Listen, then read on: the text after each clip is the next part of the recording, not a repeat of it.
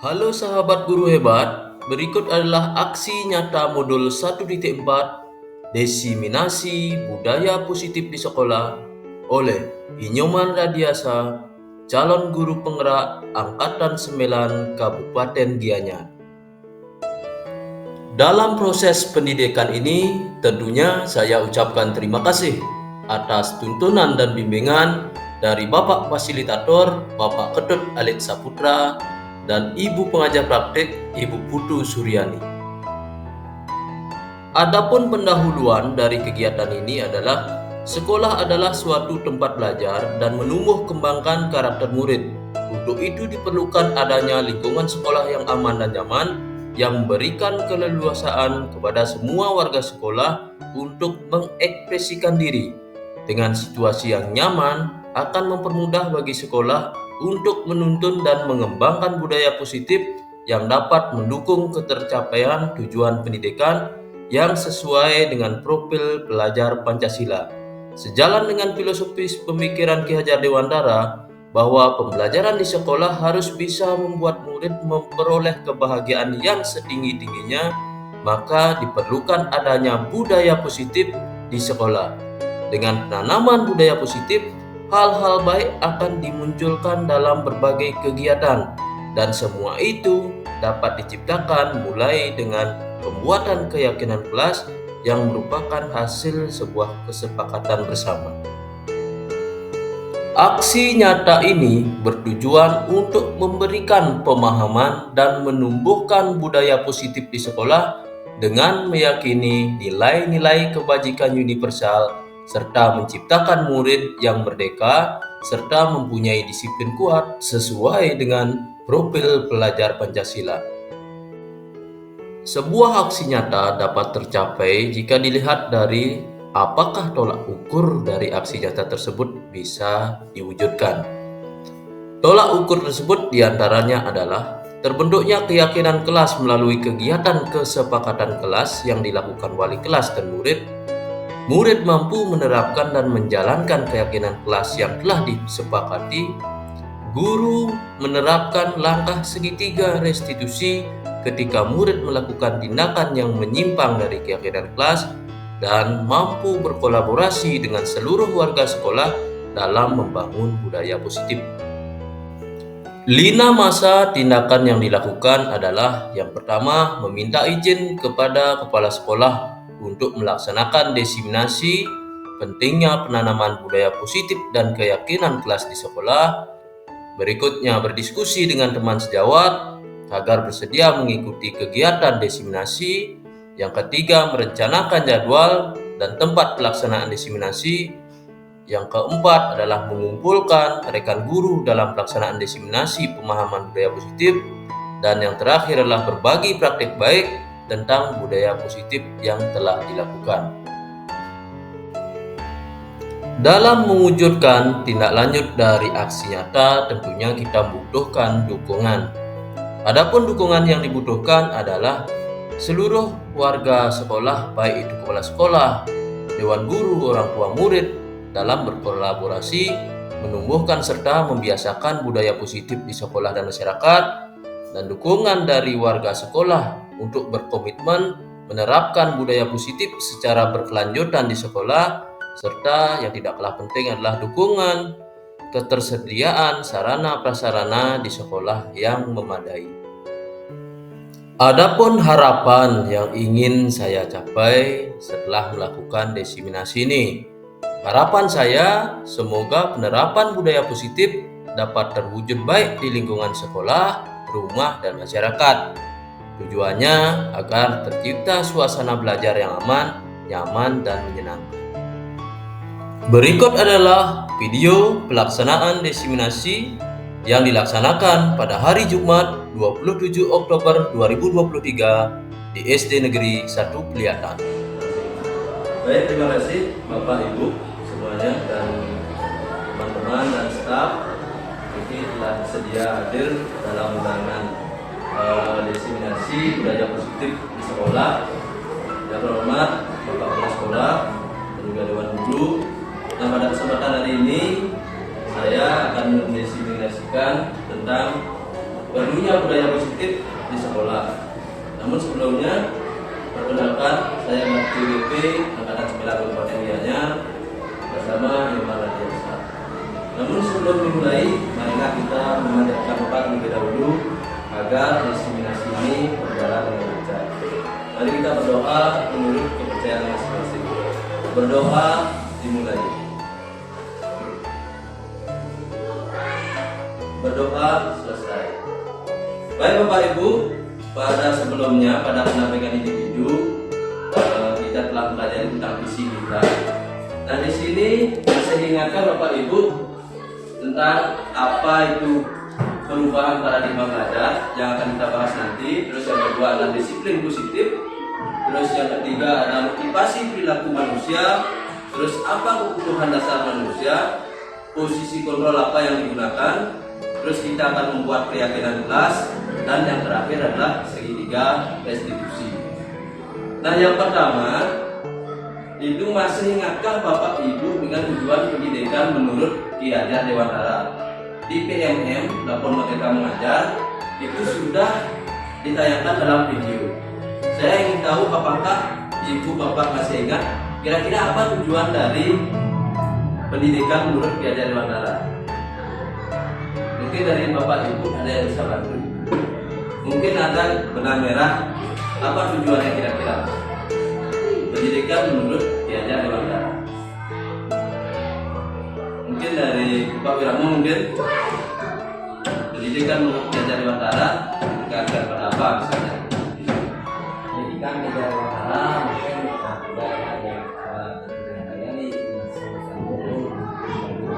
mungkin di sini guru sebagai kekuatan, guru sebagai pendorong, guru sebagai memberikan contoh. Ya luar biasa dari Pak Teman ya. Ya termasuk semboyannya.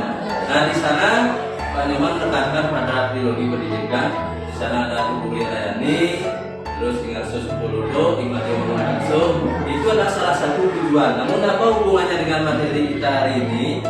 Nah di sini perubahan paradigma belajar itu adalah bahwa tujuan pendidikan adalah menuntun anak agar berkembang sesuai dengan kodrat alam dan kodrat zaman. Artinya kita tidak boleh memaksa sesuai dengan kurikulum merdeka saat ini.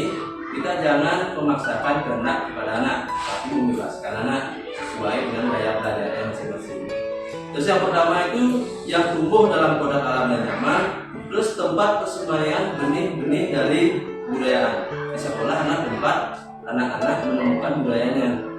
Dari budaya kebiasaan, baik itu gaya mengajar, gaya belajar, memenuhi kebutuhan. Terus menuntun murid agar sesuai kodratnya. Murid itu gaya belajarnya seperti apa? Itu yang harus kita tekankan sekarang. Kita tidak mengajar lagi secara menuntun seperti dulu. Dulu bukanlah dia sebagai pengajar saja, namun dia pendidik. Nah di sana guru itu harus bisa menuntun murid menentukan kemana arah tujuannya.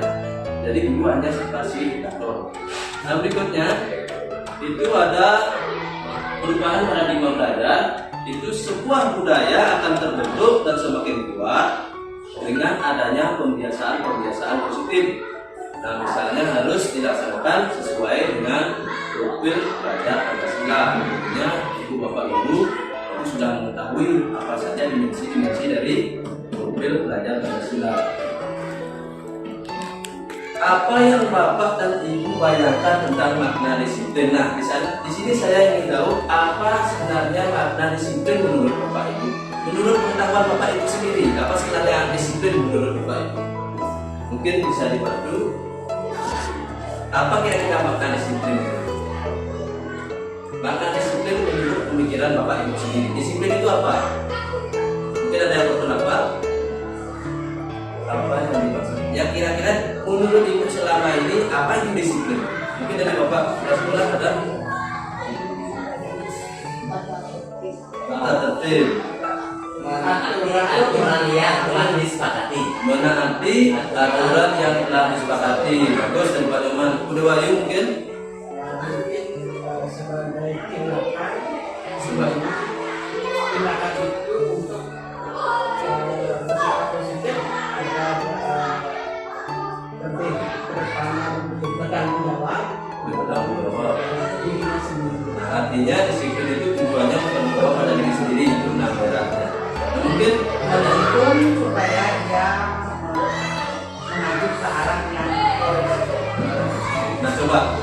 apa yang Bapak Ibu bayangkan tentang disiplin? Nah, di sini disiplin positif kebanyakan orang akan menghubungkan kata disiplin itu dengan tata tertib, terus teratur, kepatuhan.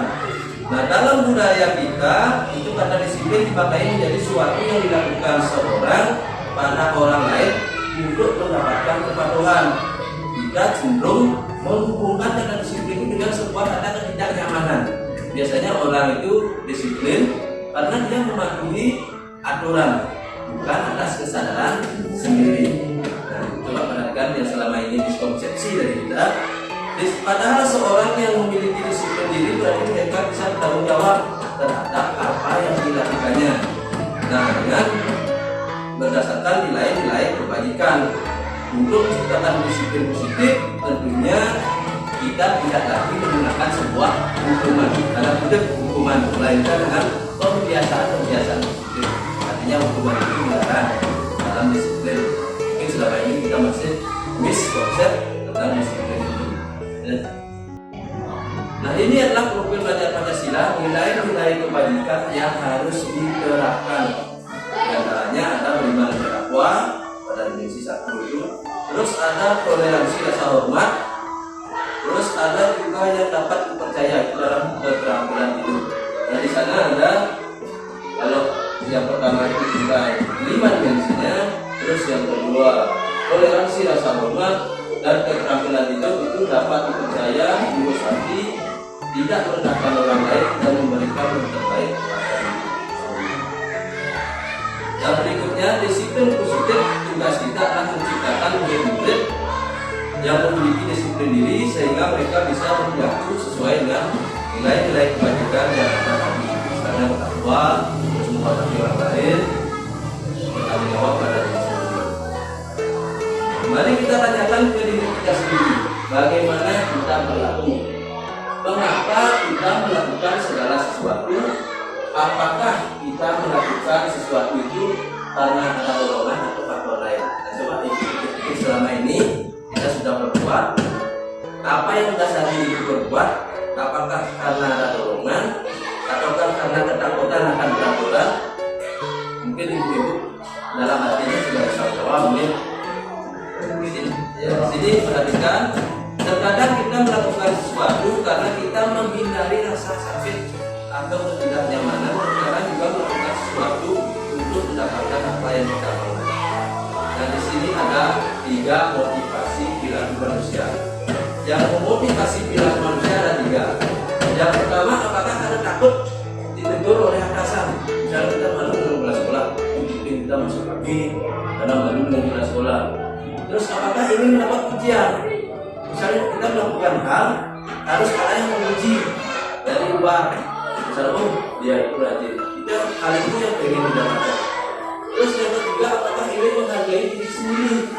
Kita memang berasal dari motivasi internal. Kita itu memang melakukan hal tersebut berdasarkan motivasi kita sendiri, bukan berdasarkan kalau yang nomor 1 itu menghindari hukuman. Misalnya kita masuk pagi cuma karena peraturan jam 7.15 kita harus masuk jam 7.15. Terus mendapatkan imbalan, kita hanya pengen menjadi ujian. Tapi yang ketiga ini yang ditekankan untuk diterapkan oleh murid ataupun guru sekolah. Kita menjadi teladan bagi murid-murid, menghargai nilai kebajikan diri sendiri. Yang berikutnya, motivasi perilaku manusia seperti yang dijelaskan tadi untuk menghindari ketidaknyamanan. Ini berdasarkan dia di dosen, ya. Terus untuk mendapatkan imbalan, dan yang ketiga untuk menjadi orang yang mereka inginkan, seperti yang dijelaskan tadi. Yang nomor 1, 2 itu termasuk motivasi yang dari luar, artinya kita butuh pengakuan dari luar. Sedangkan yang nomor 3 itu adalah untuk menjadi motivasi dari diri sendiri. Ini yang perlu ditekankan pada anak ini kita, termasuk diri kita sendiri. Jadi tugas kita adalah menciptakan murid-murid yang memiliki motivasi internal dari dalam diri kita sendiri. Murid akan berperilaku sesuai dengan nilai-nilai kebajikan, bukan karena dia takut ataupun dia karena ingin mematuhi peraturan saja. Itu yang kita hindari seharusnya, yang kita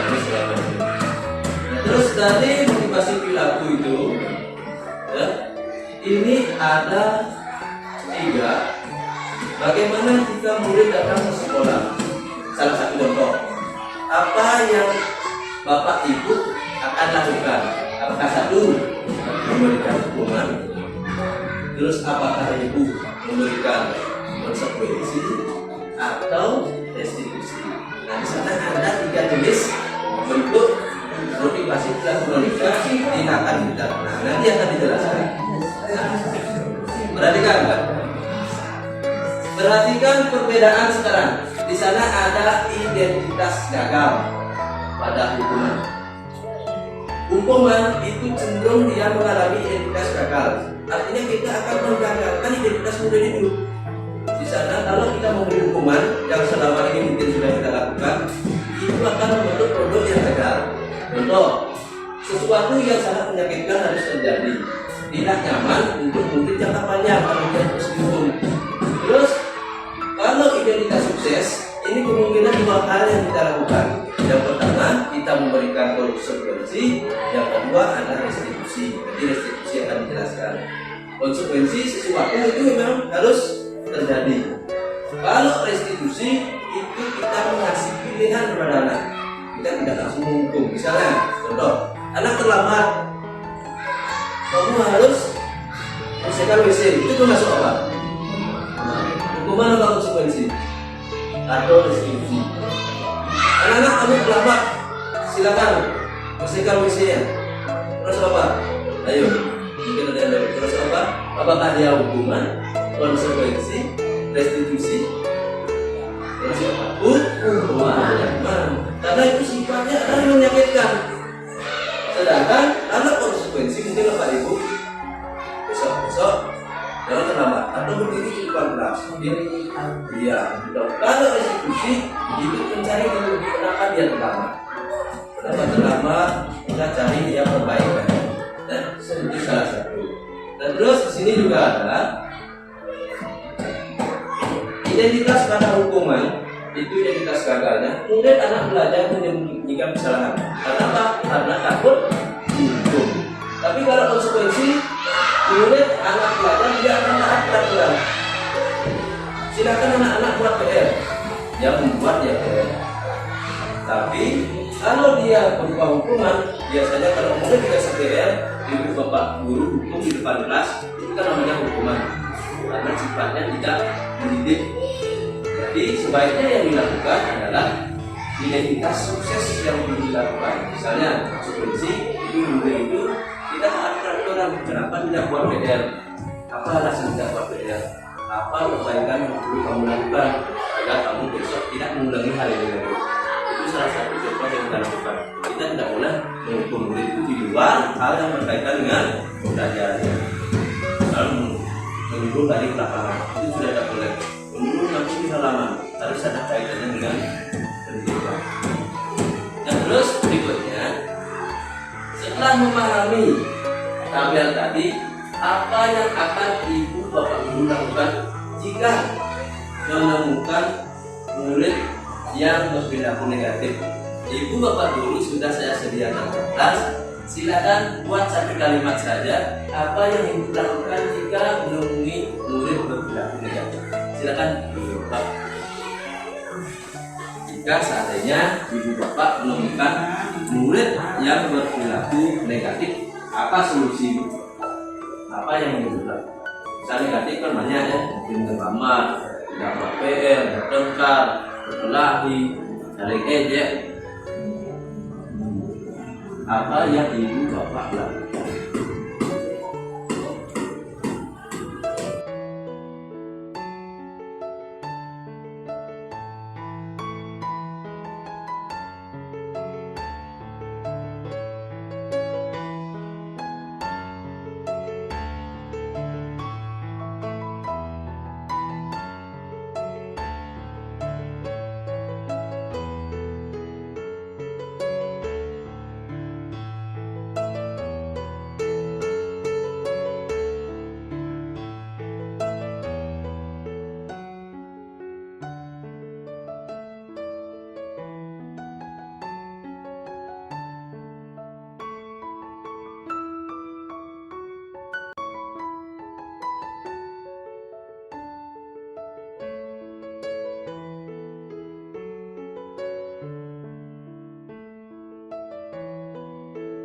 Ibu apa? Cukup sedikit saja. Yang ini saja. Oke. Dan ini dari Pak Bayan, ini Pak Yan Langit, yang dilakukan bila ada anak berperilaku negatif. Ini salah satu. Saya langsung menggariskan benang merahnya itu adalah memberi bimbingan, salah satu hal yang dilakukan. Nah, terus berikutnya ini dari Pak Nyoman, itu mencari tahu penyebab dari perilaku negatif dan menasihati agar perilaku yang negatif dapat berubah ke positif. Nah, di sana mencari tahu penyebabnya, terus menasihati agar perilaku negatif berubah menjadi positif.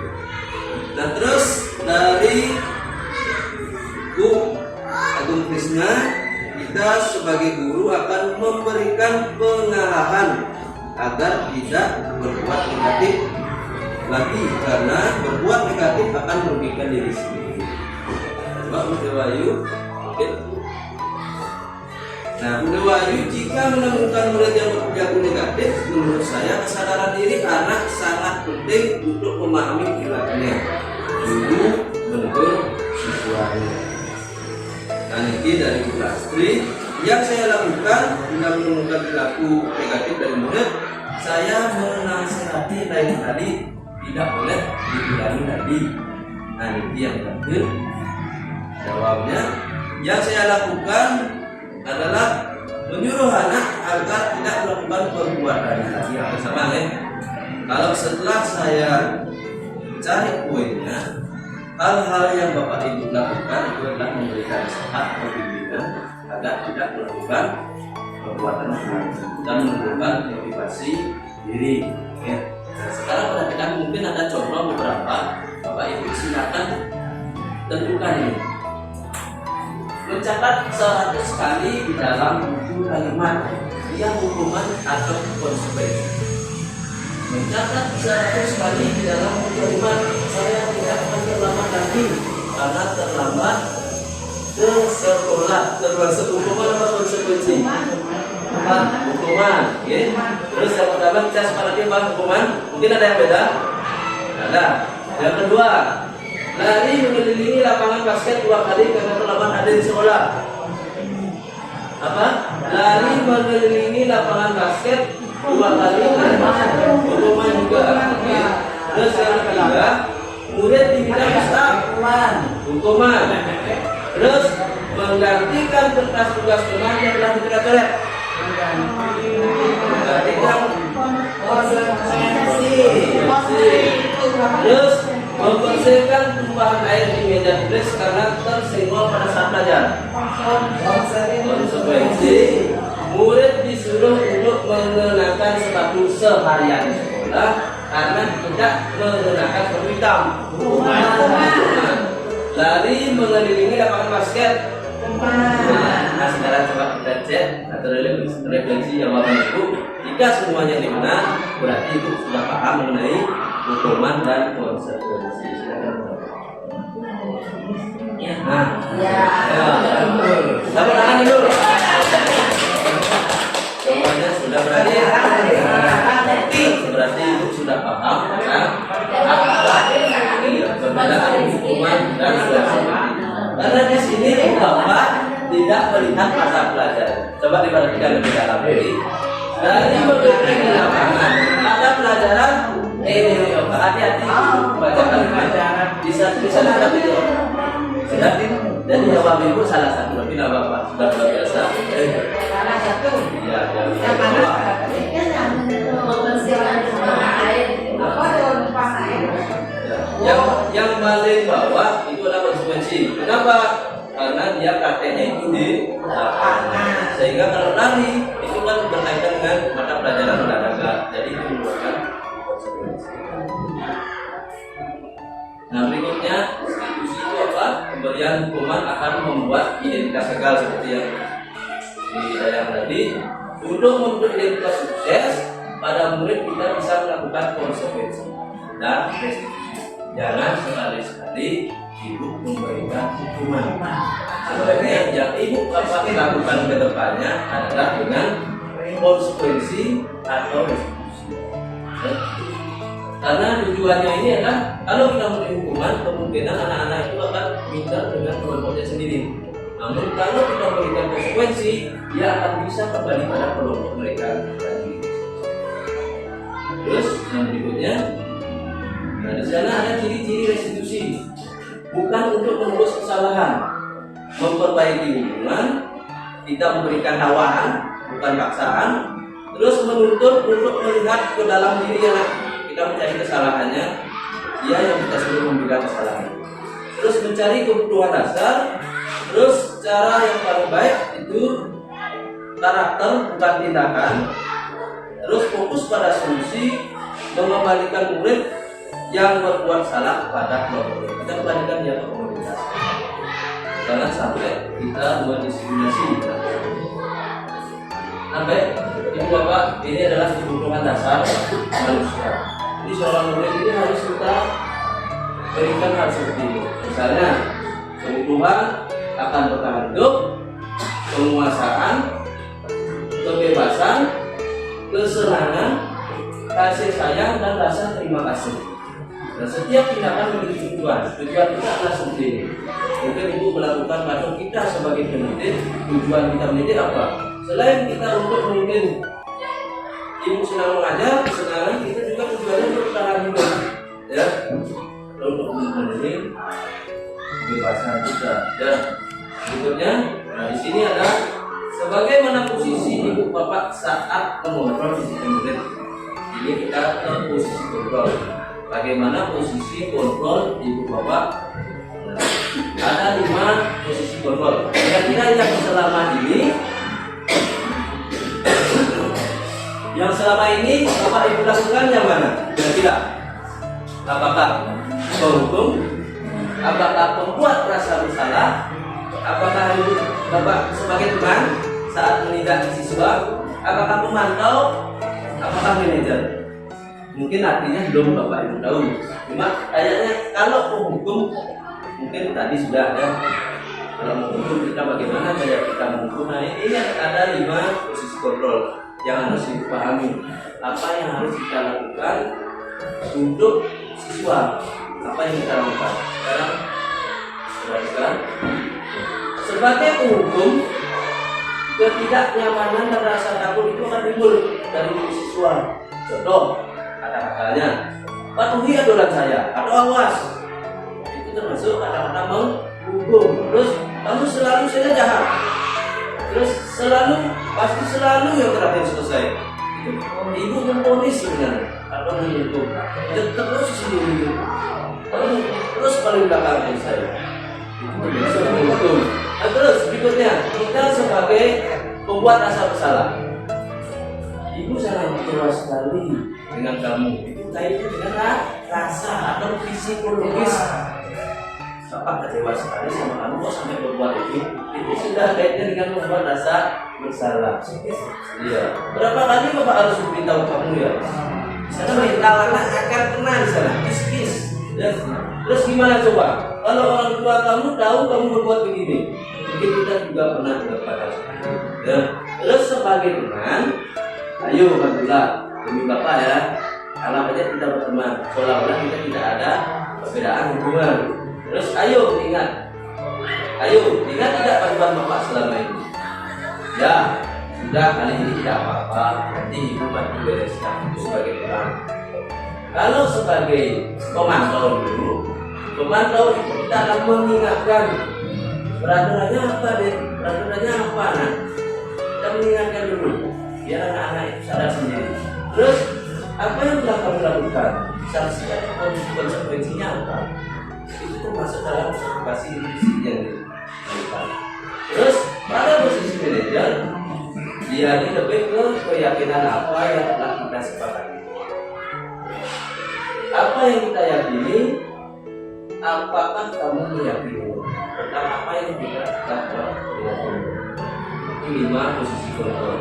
Nah, jadi di sini ada keyakinan kelas, Karena posisi kita sebagai manajer harus meyakinkan murid apa yang telah diyakininya.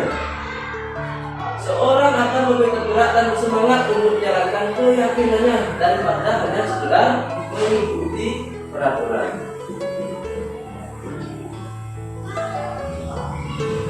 Nah, murid-murid harus membuat sebuah keyakinan kelas. Jadi apa tujuannya?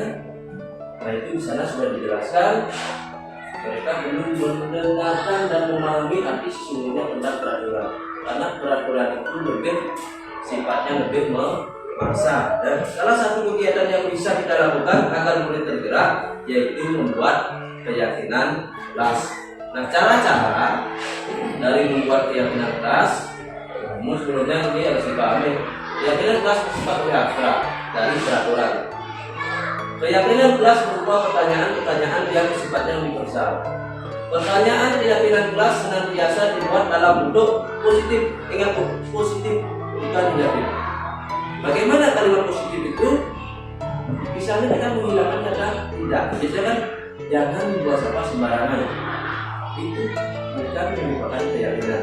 Karena kita masih menggunakan kata jangan. Saat tidak, seharusnya janganlah jangan lupa kata. Nah, terus keyakinan kelas sebenarnya tidak terlalu banyak. Intinya kita cari poin-poinnya saja. Terus keyakinan kelas sebaiknya diterapkan di lingkungan tersebut. Semua warga kelas hendaknya ikut berkontribusi dan kita tinjau kembali sebagai kelas kedua. Nah, di sini ada langkah-langkahnya. Nah, sekarang Bapak atau Ibu guru saya anggap sebagai seorang siswa. Jadi nanti setelah diseminasi ini berakhir, esok, lusa atau hari berikutnya, Bapak atau Ibu guru saya harapkan bisa membuat keyakinan kelas dan sudah menjadi sisi. Itu adalah salah satu bentuk dari potensi diseminasi. Nah, silakan yang baca karena tulisan kecil. Bagaimana langkah dalam menyusun? Guru dan mengajak murid membayangkan kelas impian. Bagaimana kita seharusnya kelas itu? Dibayangkan apa? Oh, saya suka kelas yang nyaman, tidak ada murid yang ikut, tidak ada murid yang berdengar. Terus guru mempersilakan murid melakukan surat pendapat. Silakan murid itu diberikan kebebasan yang mengungkapkan lewat ini yang kita pakai. Karena mereka akan menulis di sini nanti. Terus catat masukan-masukan diri tentang keyakinan. Susunlah masukan yang bersifat kalimat positif. Contoh, datanglah ke sekolah tetap waktu.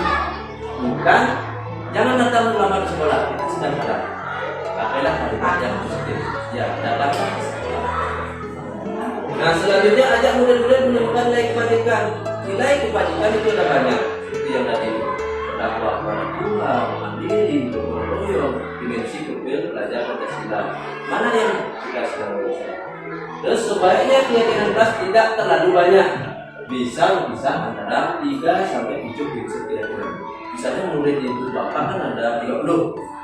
Nanti dari 30 kita nanti kelompokkan dia masing-masing. Misalnya, yang poin 1 ini sama dengan poin 10.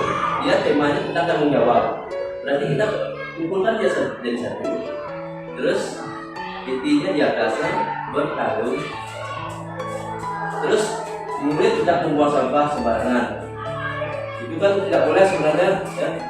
Nanti di atasnya ditaruh kelompokkan ya menjaga kebersihan. Itu seperti itu kita kelompokkan. Terus bila mana terlalu banyak maka warga kelas akan sulit mengingatnya. Kita cukup bikin poin yang mudah. Nah, terus peraturannya selalu kembalikan buku ke tempatnya. Kira-kira yakin kelasnya apa yang kita bisa lihat? Selalu kembalikan buku ke tempat. Coba, ayo. Kira-kira keyakinan itu kan peraturannya. Peraturan biasanya dibuat oleh guru atau sekolah tanpa melibatkan siswa. Namun di sini kita akan membuat belajar membuat keyakinan. Kira-kira apa yang cocok kadang-kadang? Selalu kembalikan buku ke tempatnya. Kembalikan buku di tempatnya. Ada lagi? Mungkin yang lebih universal, yang lebih umum. bikin apa? Berikan Kembalikan buku. Oke. Nah, coba ibu silakan dibuat kira-kira dari poin ini masing-masing ya. Silakan ibu-ibu buat keyakinan kelasnya apa yang ibu temukan. Salah satunya. Nah, selalu kembalikan buku ke tempatnya. Apa yang ibu-ibu pakai sebagai keyakinan kelas? Ya. Yang simpel aja, kata-katanya harus universal. Universal dalam artian kata-katanya tidak rumit, kata-katanya umum namun menyeluruh. Itu yang dimaksud dengan universal. Nanti kita akan coba refleksi jawaban ibu bapak apakah sesuai menurut bapak ibu.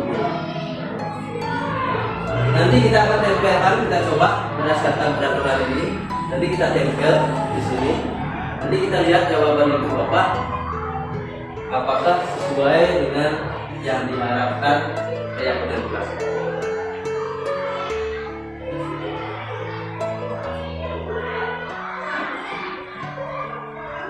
Kalau ada yang belum dipahami, silakan disampaikan.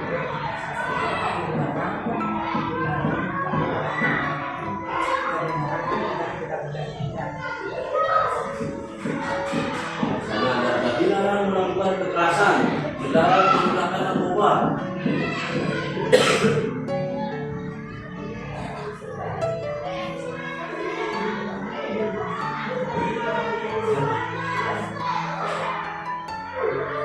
Dilarang menggunakan narkoba. Secara keyakinan kelas itu tidak akan menggunakan kata-kata seperti kemarin. Ini sudah salah. Menggunakan kata-kata negatif dilarang atau tidak boleh atau jangan itu sudah tidak. Jangan itu termasuk negatif.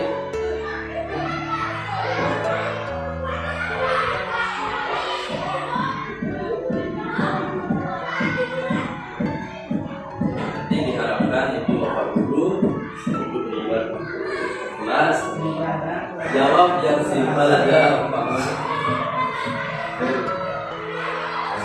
Kalau misalnya keyakinan kelas itu sama, misalnya kan ini, mungkin ada sesuatu hal yang anggap sama, boleh sama. Misalnya ini, gunakan masker.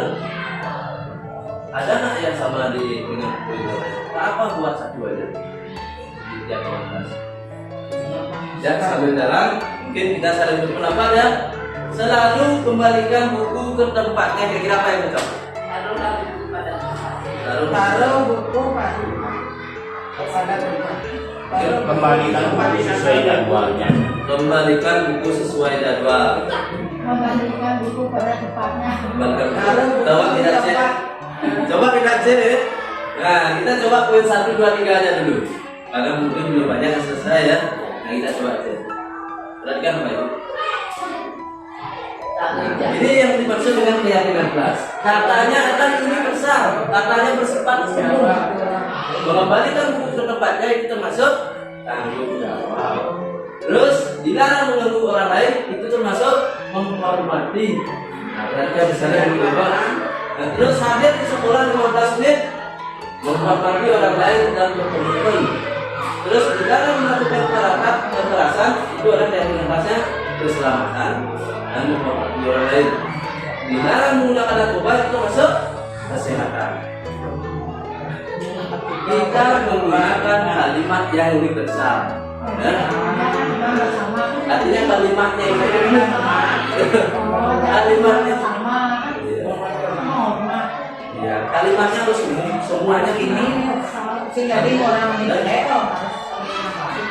Nah, bisa dipahami Bu Bapak? Zahid. Artinya menggunakan kata umum.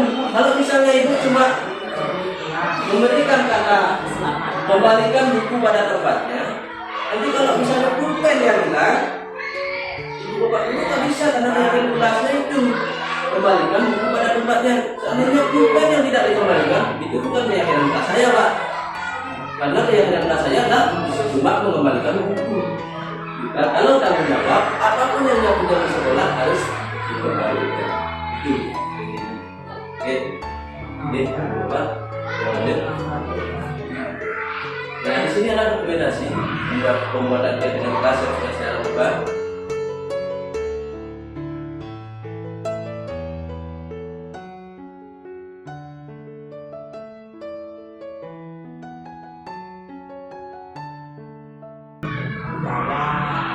Nah, kita es breaking dulu biar bukannya nggak jadi. Nah, ini adalah sebuah es breaking. Di sana ada 3 buah apel, nilainya 30. Yang ikut orang-orang silakan. Nah, di sini ada hadiah sendiri. Siapa yang jawabnya silakan ditulis pada kertas.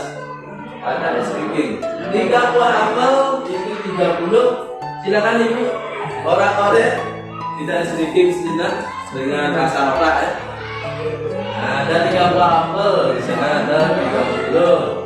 Silakan disimpan jawabannya. Nanti kita akan silakan dipakai dengan kelas. Apa nama Bang lupa?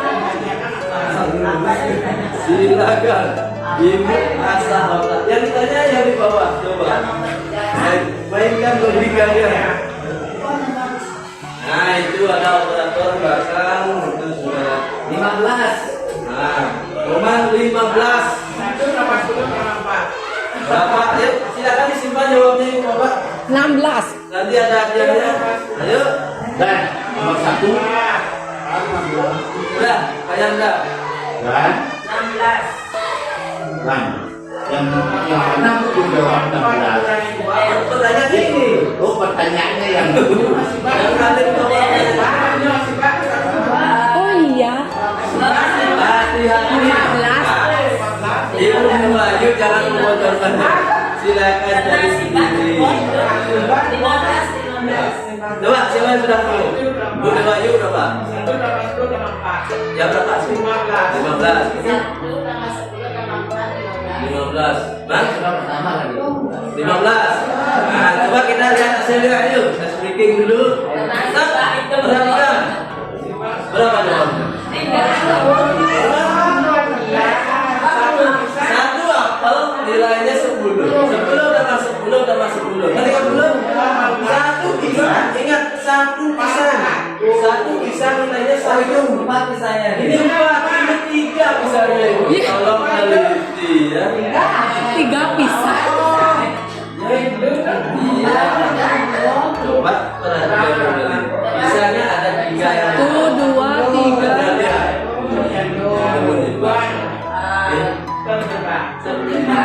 Memang tujuannya es breaking itu adalah masyarakat sambil bercanda ya. Udah. Nah, yang punya 2 es breaking yang lagi satu mungkin agak sulit, tapi tugasnya bisa dikerjakan karena ibu sudah semakin teliti ya. Nah, udah. Ya, silakan. Nah, misalnya ada bulan, ada daun. Nah, mungkin pengunjungnya yang pertama ini akan menjawab. 10. Gimana tahunya Ibu? Jangan ragu-ragu. Ditambah 2. Yang sudah ketemu jawabannya tolong disimpan, jangan sudah luaskan dulu. 18. Bu sudah ketemu? Ya. Daun 18. 18. Ya silakan Ibu. Bayar mana? Berapa? 10. Kayaknya ada yang benar. Tapi dia belum tahu. Perhatikan tandanya Ibu Bapak. Di sana ada tanda tambah, ada tanda kali.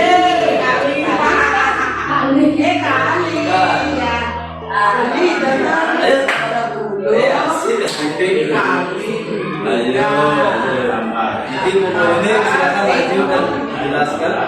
15. Ada kan kok ada si tali tuh jadi tali. 3. 45. Berapa banyak? 45. 16 kali 3. Nah, yuk. Apa enggak? 10. Bu, 15 kali 4 tambah 28. Nah, Bapak Mar 28. Ibu 5. Dikali 2. Ayo. Tahu? Siapa sudah ketemu? Tahu itu 10. Udah.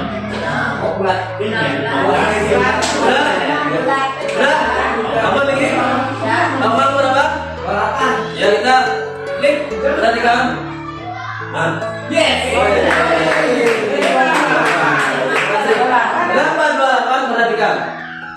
selesai tahun nilainya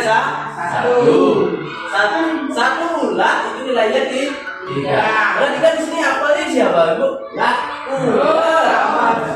Apalnya di sini bulan. Apal itu nilainya 10. Ini kan dikurangi 3 dulu kan 27 bagi 3 9. Kenapa 9? Karena di sini kan ada bulan. Bulan kan tidak ada 3. Kan dalam 30 bulan 3 kan 29. Kan 29 bagi 3 nilainya 9. Terus jadi di satu apel tambah bulan ditambah 6 dikali 1 bulan. Jadi yang kita kalikan adalah kita kalikan dulu baru nanti kita catat. Sedikit gitu ya. Kalau dia nggak mau terima, nggak mau saya terima. Karena konsisten nggak ada. Bisa lagi. Dikul mantul 2. Nah berikutnya, nah ini yang penting nih. Yang kita pelajari adalah segitiga restitusi ini paling penting. Ini yang sering ibu akan hadapkan dengan anak-anak. Apa itu segitiga restitusi? Itu adalah sebuah cara menanamkan disiplin positif pada murid. Dan di sana ibu tidak serta-merta memanggil murid memberikan hukuman, tapi ada 3 tahapan yang harus ibu bapak lakukan. Kita tidak langsung saat menemukan murid yang bermasalah, kita tidak langsung menulisnya. Perhatikan 3 tahapan berikut. Nah di sana ada yang pertama tahapan itulah menstabilkan identitas. Ini identitas murid itu sebelum kita berikan yang penguatan, kita harus stabilkan dulu identitasnya agar murid yang merasa bersalah itu dia tidak mentalnya down. Dalam menstabilkan identitas, mungkin kata-kata yang kita lakukan adalah saat mendatangkan murid. Setiap orang pasti punya kesalahan. Kamu bukan satu-satunya yang melakukan kesalahan, atau kesalahan itu adalah manusiawi. Saat murid itu datang bawa masalah, kita hadapkan di depan meja, ibu harus menstabilkan identitas sendiri. Jangan langsung menulis, aku bagaimana? Kenapa kamu melakukan ini? Jangan langsung begitu. Itu udah salah. Kamu nggak pakai aku bilang sama di video Terus habis kita menstabilkan identitas, kita validasi tindakan kesalahan. Dalam hal ini kamu tentu punya alasan. Kita cari kenapa hal orang itu melakukan kesalahan. Kamu tentu punya alasan mengapa melakukan itu. Adakah cara yang lebih efektif mendapatkan apa yang kamu butuhkan? Nah, terus yang ketiga adalah menanyakan keyakinan yang dibuat bersama siswa atau yang sudah dibuat ke sekolah. Keyakinan kelas apa yang sudah kita sepakati. Kamu ingin menjadi orang apa seperti nanti? Keyakinan kelas apa yang kamu dapat? Karena tujuan dari segitiga restitusi ini adalah kita berdialog baik itu orang tua atau guru dengan siswa agar murid itu bertanggung jawab itu tujuannya. Dia menemukan motivasi pada dirinya sendiri. Yang di sini ada salah satu contoh. Nah ini suaranya tidak benar.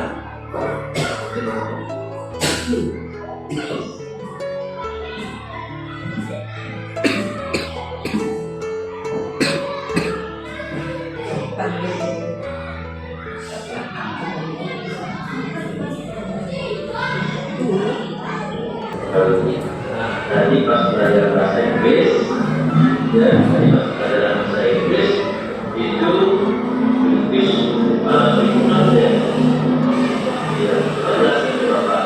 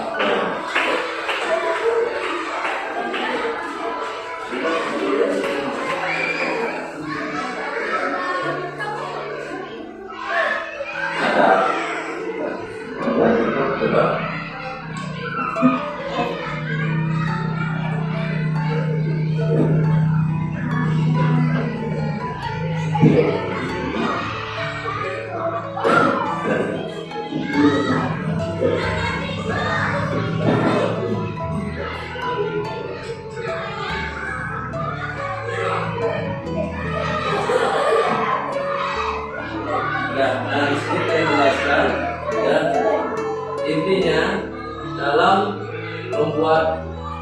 memanggil murid, artinya ketika dia melakukan kesalahan, kita tidak langsung menjudge, ya, tidak langsung memponis anak itu. Kita harus stabilkan dulu identitasnya.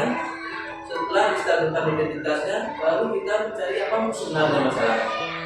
Setelah kita mencari apa sebenarnya masalahnya, kita yakinkan pada keyakinan yang sudah kita sepakati dan keyakinan apa yang telah dia lakukan.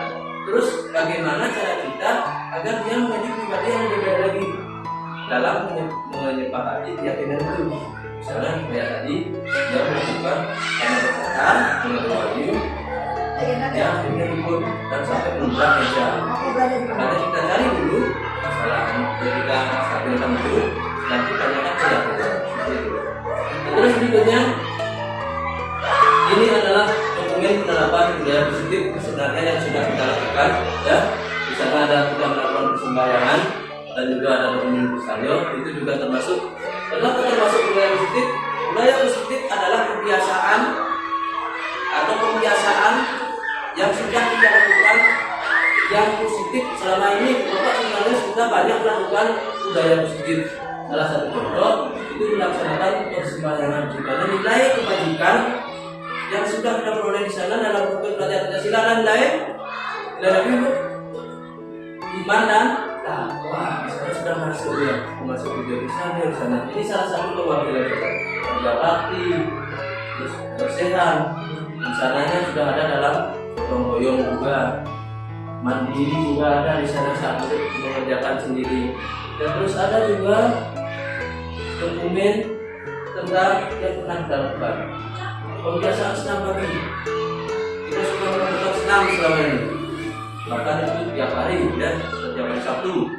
Dan terus melatih kedisiplinan dalam upacara, baik itu upacara bendera, upacara pramukaan, peringatan hari besar. Dan terus yang terakhir itu ada membuat keyakinan. Nanti besar harapan dari saya setelah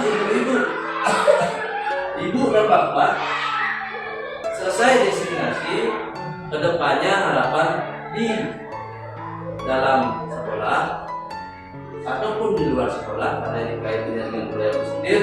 Jadi yang pertama, ibu bapak itu harus memposisikan diri setidaknya sebagai pemantau atau manajer dalam menghadapi masalah, tidak sebagai penghukum. Jangan ibu bapak sebagai penghukum, karena kita usahakan dulu yang dilakukan adalah konsekuensi ya. Terus yang berikutnya, ibu-ibu dan bapak itu harus memiliki sebuah keyakinan bersama siswa. Jangan membuat peraturan sendiri yang selama ini sudah mungkin saya pun juga sudah pernah melakukan. Kita buat peraturan sendiri, misalnya mungkin dilarang ribut atau apa, kita berikan dia sanksi. Artinya kita tidak perlu memberikan penghargaan, karena sesuai dengan kebutuhan manusia, memberikan penghargaan itu hanya bersifat tidak mendidik. Jika ibu bapak mengajar dan cuma memberikan penghargaan, anak-anak itu akan emosi karena kebutuhannya apa? Anda untuk mencari sebuah penghargaan, bukan atas motivasinya sendiri. Jadi ibu itu jangan sekali-sekali misalnya, siapa yang betul? Ibu kasih bukan. Siapa yang betul? Ibu kasih bukan. Bapak kasih bukan. Itu adalah yang pelindung selama ini.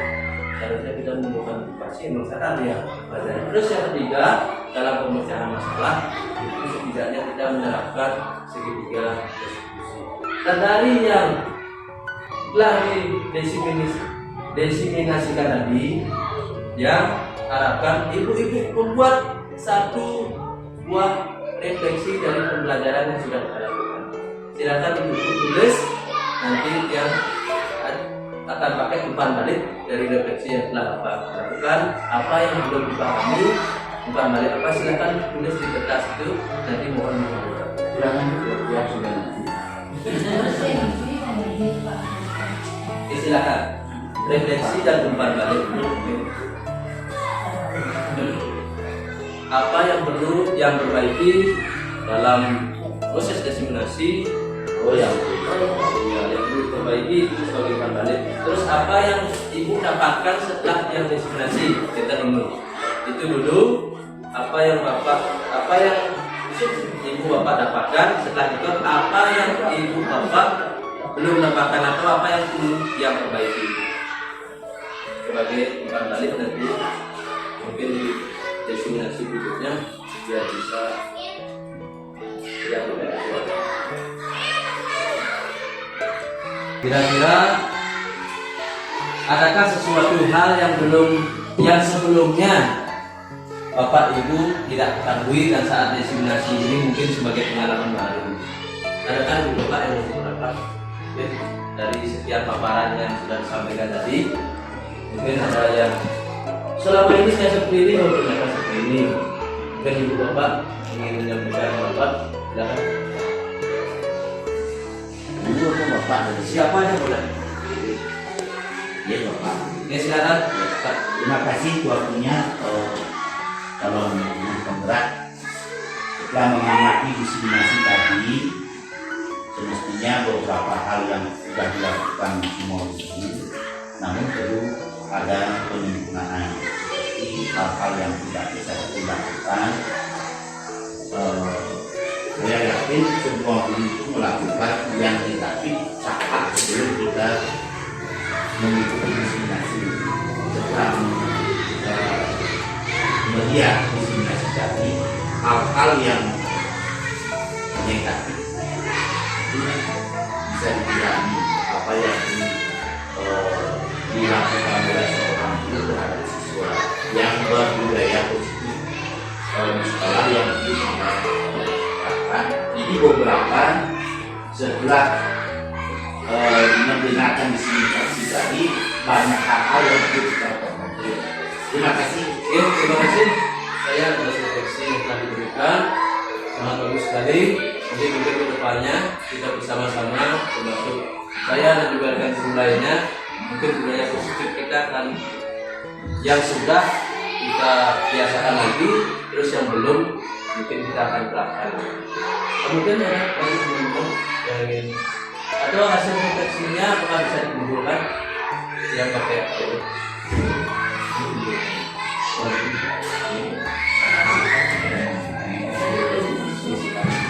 baik Ibu Bapak Guru dan Kepala Sekolah, terima kasih ya.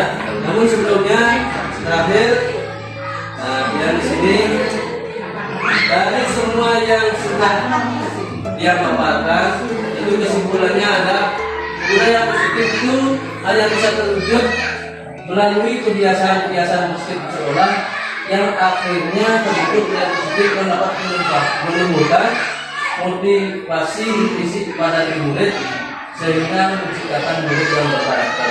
Artinya dalam hal ini budaya positif kita temukan bagi motivasi visi, jadi baik guru ataupun murid harus memiliki motivasi visi dalam menerapkan budaya positif. Intinya dari semua ini adalah kesadaran dari diri, bukan karena paksaan atau mencari penghargaan dari orang. Oke, terima kasih Pak Ibu karena acara kita sudah selesai. Sekian dan terima kasih yang untuk para musisi Om Santi. Berikut ini adalah testimoni dari peserta yang sudah mengikuti diseminasi pemahaman budaya positif. Selamat siang, saya ucapkan Om Swastiastu. Nama saya Nyoman Wirama Putra, guru kelas 6 dari SD Negeri 1 Peliatan. Perasaan saya ketika mengikuti diseminasi budaya yang disampaikan oleh Pak Nyoman Radiasa sungguh menarik sekali bagi saya dan tentunya sebagai pengalaman bagi saya ketika saya mengajar di kelas. Adapun hal-hal yang menarik bagi saya yaitu tentang bagaimana seorang guru tidak boleh memberikan hukuman secara langsung, tapi harus memberikan konsekuensi bagi siswa yang berperilaku negatif untuk mendidik atau membelajarkan siswa tersebut mencari sebab dari permasalahan tersebut. Yang menarik yang kedua yang saya dapat asalkan di sini yaitu bagaimana menciptakan kenyamanan belajar dan kedisiplinan belajar di kelas, yaitu dengan membuat keyakinan atau kesepakatan kelas agar siswa lebih mampu melaksanakan kewajiban yang bertanggung jawab. Ya, hanya sekian yang saya sampaikan dan terima kasih atas sosialisasinya. Perkenalkan, nama saya Dewa Yualit Sekar, saya guru kelas 2 SD Negeri 1 Priatan. Saya merasa senang mengikuti diseminasi budaya positif, di mana dalam kegiatan tersebut saya termotivasi dalam mengembangkan budaya positif sehingga dapat meningkatkan kualitas hidup siswa serta menumbuhkan karakter siswa. Terima kasih. Baiklah Bapak Guru hebat, demikianlah video kali ini tentang diseminasi budaya positif. Sekian dan terima kasih. Guru bergerak, Indonesia maju.